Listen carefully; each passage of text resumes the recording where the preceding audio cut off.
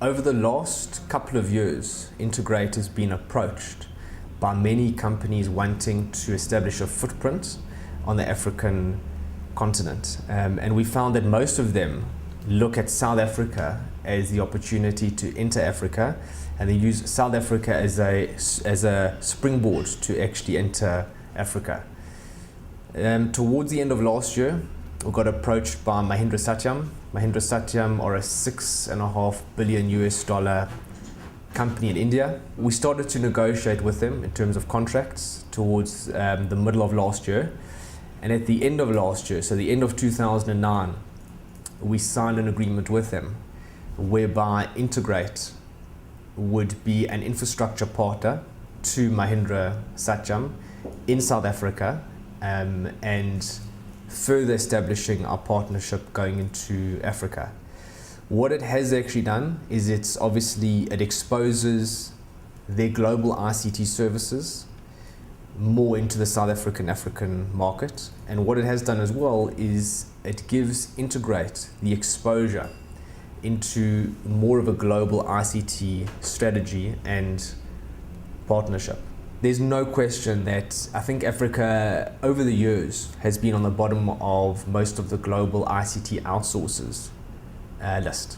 It's actually been on the bottom. I think we've used it to our advantage to lap up the market, to lap up market share, to build a brand, to build a business, and to essentially to do some great things in South Africa and Africa. As local South Africans, we've taken advantage of the opportunities in the local markets. Now what we're seeing happening is we're seeing some of the global ICT outsourcers look at the local South African market and say, that is the next area for growth. It's an emerging market. It's a market which we've definitely got the people. We're lacking in services, and we're lacking in technology, and we're lacking in infrastructure. And taking into account all of that produces the opportunity for companies like ourselves and the Mahindra Satyams to go into South Africa and into Africa and do what's been spoken about over the last many years, which is bridge that digital divide that exists between South Africa and Africa, and the digital divide that exists between the African continent and the rest of the world. This, without doubt, is one of the most exciting times to be doing business in South Africa and Africa. And this is one of the most exciting times from an ICT standpoint. We're seeing huge amounts of investment coming from local businesses into Africa. We're seeing huge amount of investment into infrastructure, the ICT rollouts that are taking place now more than ever.